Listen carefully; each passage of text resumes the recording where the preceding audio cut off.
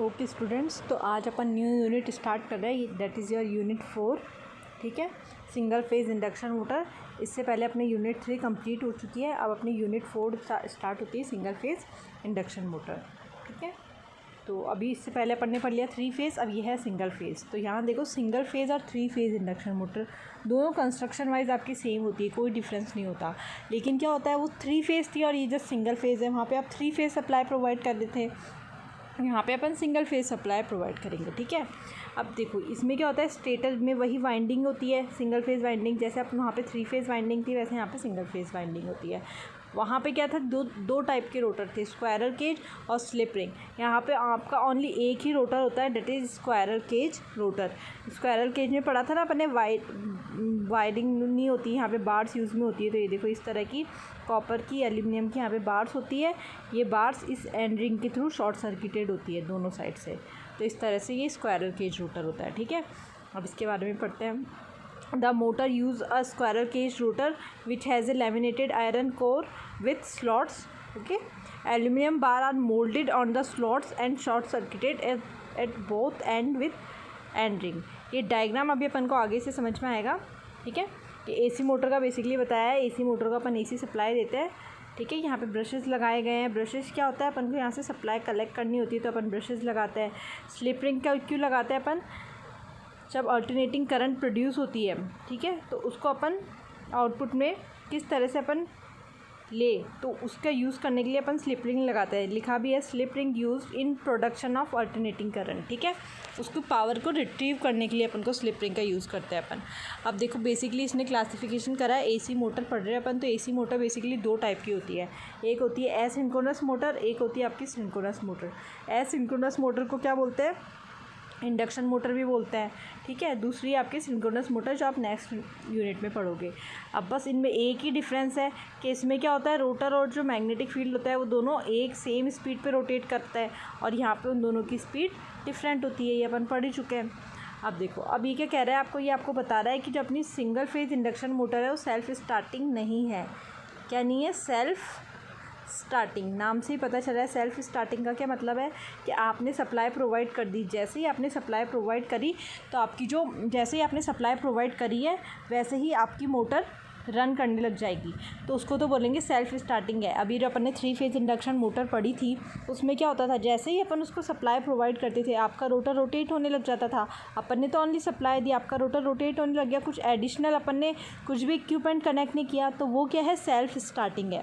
अभी आप देखोगे, जो सिंगल फेज इंडक्शन मोटर होती है वो सेल्फ स्टार्टिंग नहीं होती है। मतलब क्या होता है कि अगर आपने उसको सप्लाई दी तो उसका रोटर नहीं रोटेट होगा, आपको कुछ एडिशनल इक्विपमेंट भी करना पड़ेगा उसमें कनेक्ट, तभी आपका वो रोटर रोटेट होने लगेगा। तो single phase induction motor self starting नहीं होती है, 3 फेज वाली सेल्फ स्टार्टिंग होती है। अब क्यों नहीं होती है, ऐसा क्यों होता है, पहले अपन वो पढ़ेंगे, सेल्फ स्टार्टिंग क्यों नहीं है। तो उसके लिए देखो क्या लिखा है, when power supply of the stator is switched on and alternating current flow through the stator winding, this set up an alternating flux. Okay, जैसे ही अपन ने स्टेटर को सप्लाई दिया, जैसे ही अपन ने स्विच ऑन किया पावर को, तो अल्टरनेटर के अंदर करंट फ्लो होने लगी, तो अल्टरनेटर के अंदर आपका एक फ्लक्स क्रिएट हो गया। This flux crosses the air gap and link with the rotor conductor. अब ये फ्लक्स क्या करेगा, रोटर से भी लिंक करेगा। By electromagnetic induction EMF are induced in the rotor conductor. अब इलेक्ट्रोमैग्नेटिक इंडक्शन के कारण क्या होगा, एक ईएमएफ इंड्यूस हो जाएगा रोटर कंडक्टर के अंदर। Since the rotor form a closed circuit current are induced in the rotor bar. ठीक है, अपन ने क्या किया, अपन ने स्टेटर है उसको सप्लाई दिया, तो स्टेटर को सप्लाई दिया तो स्टेटर के अंदर एक अल्टरनेटिंग फ्लक्स प्रोड्यूस हो गया। फिर ये रोटर से लिंक किया उसका फ्लक्स, रोटर के अंदर भी ईएमएफ क्रिएट हो गया, उसके अंदर करंट भी क्रिएट हो गई। यहाँ तक अपन पहले भी पढ़ते थे। अब क्या हो रहा है, अब आगे देखो, due to interaction between the rotor induced current and stator flux a torque is produced. This is readily seen that if all the rotor conductor in the upper half comes under a stator N pole, all the rotor conductor in the lower half come under a stator as pole.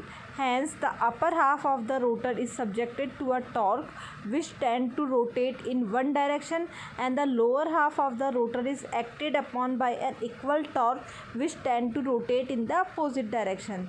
The two equal and opposite torque cancel out, with the result that the net driving torque is zero. Hence, the rotor remain stationary. Thus, the single phase motor failed to develop starting torque. क्या हुआ, अपने पास अपन ने stator है, उसको अपन ने supply provide करा, तो stator के अंदर फ्लक्स प्रोड्यूस हो गया। ठीक है, स्टेटर के अंदर फ्लक्स प्रोड्यूस हो गया। अब यहाँ पे रोटर है, रोटर से भी फ्लक्स लिंक करेगा, रोटर के अंदर भी ईएमएफ प्रोड्यूस होगा, ये करंट प्रोड्यूस हो जाएगी। अब जब ये फ्लक्स और ये करंट का इंटरेक्शन होगा तो आपका टॉर्क प्रोड्यूस होगा। अब सपोज़ यहाँ पे दो पोल है, तो एक पोल एन बनेगा, यहाँ पे एक पोल एस बनेगा। तो जितने भी आपकी ये रोटर के कंडक्टर है, वो जितने भी एन पोल के अंदर आ रहे हैं कॉन्टैक्ट में, वो सब क्या करेंगे, सपोज़ इस डायरेक्शन में टॉर्क जनरेट करेंगे, और जितने भी आपके कंडक्टर इस एस के अंदर आ रहे हैं वो क्या करेंगे, दूसरी डायरेक्शन में टॉर्क जनरेट करेंगे। तो ओवरऑल आपका टॉर्क ज़ीरो रहेगा, तो आपका रोटर मूव नहीं करेगा, आपका रोटर स्टेशनरी रहेगा। तो इसीलिए क्या होता है, अपनी सिंगल फेज इंडक्शन मोटर जो होती है वो सेल्फ स्टार्टिंग नहीं होती है, ओनली सप्लाई प्रोवाइड करके आप उसको सेल्फ स्टार्ट नहीं कर सकते हो। डबल रिवॉल्विंग फील्ड थ्योरी, अभी जो डबल रिवॉल्विंग फील्ड थ्योरी है ये यही एक्सप्लेन कर रही है कि कैसे आपका जो फ्लक्स है वो यूनी एक्सल डायरेक्शन में प्रोड्यूस होता है। अब देखो क्या कह रहा है ये, this theory make use of the idea that an alternating uniaxial quantity can be represented by two oppositely rotating vector of half magnitude.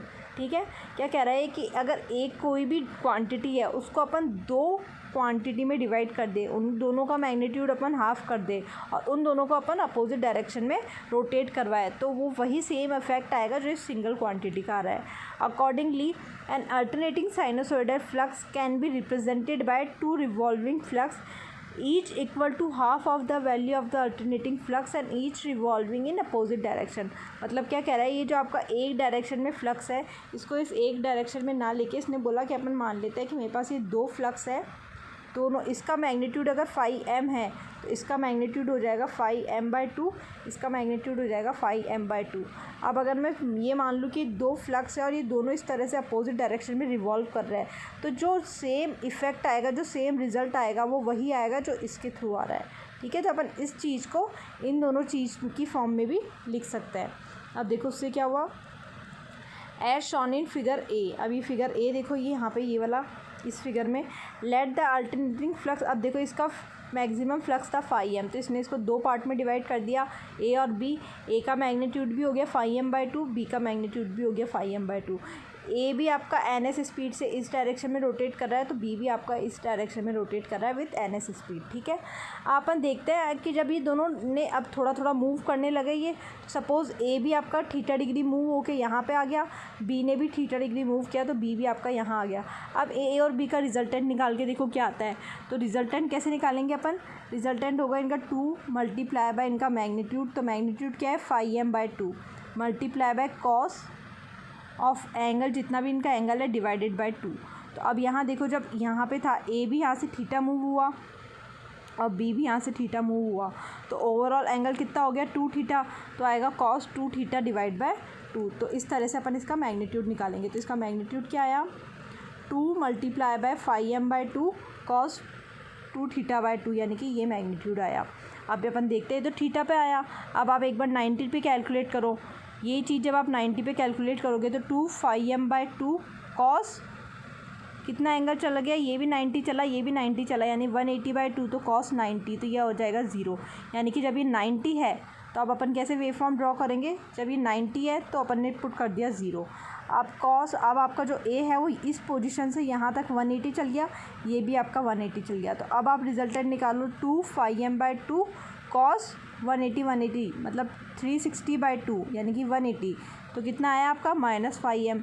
फिर आप इसका 270 पे निकालो, फिर आप इसका 360 पे निकालो। इस तरह से आप निकालोगे तो ये अलग अलग पॉइंट आए अपने, इनको अपन ने ऐड कर दिया तो अपने पास ये वाला फ्लक्स आया। तो अपन बोल सकते हैं कि जो अपना फ्लक्स है वो यूनी डायरेक्शन फ्लक्स प्रोड्यूस होता है in case of single phase induction motor. ठीक है, तो क्या कह सकते हैं अपन कि alternating flux can be looked upon as composed of 2 revolving flux each of half value and revolving synchronously in opposite direction. ठीक है, अब ये देखो, it may be noted that if the slip of the rotor is S with respect to the forward rotating flux, अगर इस direction में जो आपका फ्लक्स है उसके रिस्पेक्ट में अपन स्लिप की वैल्यू को एस मान रहे हैं, तो इस डायरेक्शन में जो अपोजिट डायरेक्शन में फ्लक्स होगा उसके रेस्पेक्ट में अपनी स्लिप कितनी होगी, 2 माइनस एस।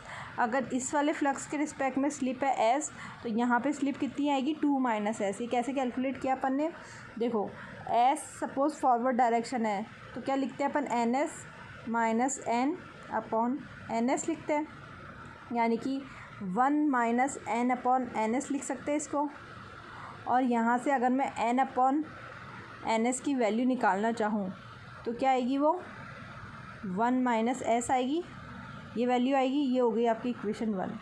अब दूसरी इक्वेशन देखो, जो अपोजिट डायरेक्शन में रोटेट कर रहा है उसकी स्लिप की वैल्यू क्या होगी, अपोजिट डायरेक्शन में रोटेट कर रहा है बैकवर्ड डायरेक्शन में, ये था फॉरवर्ड डायरेक्शन में, बैकवर्ड डायरेक्शन में स्लिप कितनी होगी, एन एस माइनस, अब यहाँ पे माइनस एन लिखेंगे अपन, क्योंकि अगर इसकी स्पीड अपन ने एन लिखी है तो इसकी अपन को माइनस एन लिखनी पड़ेगी, एन एस, यानी कि n s plus n upon N s, that is 1 plus n upon N s. अब एन अपॉन एन एस की वैल्यू अपन यहाँ से पुट कर दो, तो 1 प्लस क्या आई थी वैल्यू, 1 माइनस एस, तो ये हो जाएगा 1 प्लस 1 माइनस एस, यानी कि 2 माइनस एस। यानी कि जो पॉजिटिव डायरेक्शन में है तो आप लिखोगे स्लिप एस, जो दूसरी डायरेक्शन में रोटेट कर रहा है तो आप लिखोगे 2 माइनस एस। तो इस तरह से अपन इसकी स्लिप की वैल्यू लिख सकते हैं in case of positive direction positive torque, और in case of negative torque और नेगेटिव डायरेक्शन। समझ में आई ये चीज़, ठीक है। अपन आगे देखते हैं। आज तो एक बार इतना ही रीड आउट करते हैं अपन, नेक्स्ट क्लास में जो भी डाउट हो एक बार आप पढ़ के आना, नेक्स्ट क्लास में जो भी होगा अपन ये सॉल्व करेंगे। अभी आज अपन ने क्या क्या पढ़ा कि सिंगल फेज इंडक्शन मोटर का बेसिक स्ट्रक्चर क्या है, किस किस मटेरियल से बनी होती है, वो उसी मटेरियल से बनी होती है, स्टील, सिलिकॉन, लैमिनेटेड अलॉय, ठीक है। उसके बाद में अपन ने देखा कि जो रोटर है उसका वो एक ही टाइप का होता है, कौन सा, स्क्वायरल केज रोटर होता है। फिर अपन ने देखा कि वो सेल्फ स्टार्टिंग नहीं होती है, तो क्यों नहीं होती है सेल्फ स्टार्टिंग, ये रीज़न देख लिया अपन ने। और अपन ने ये देख लिया कि डबल फील्ड रिवॉल्विंग थ्योरी से क्या कर सकते हैं अपन, जो अपना एक फ्लक्स है जो एक ही डायरेक्शन में रोटेट हो रहा है उसको कैसे अज्यूम कर सकते हैं अपन कि ये 2 फ्लक्स से मिलके बना है, एक पॉजिटिव डायरेक्शन में रोटेट हो रहा है और एक नेगेटिव डायरेक्शन में रोटेट हो रहा है। जो पॉजिटिव डायरेक्शन में रोटेट हो रहा है उसकी स्लिप होगी एस, जो नेगेटिव डायरेक्शन में रोटेट हो रहा है उसकी स्लिप होगी 2 माइनस एस, ठीक है। यहाँ तक अपन ने देख लिया। अब ये एक बार आप रीड आउट करना, फिर नेक्स्ट क्लास में जो भी डाउट होगा अपन वो सॉर्ट आउट करेंगे, ओके।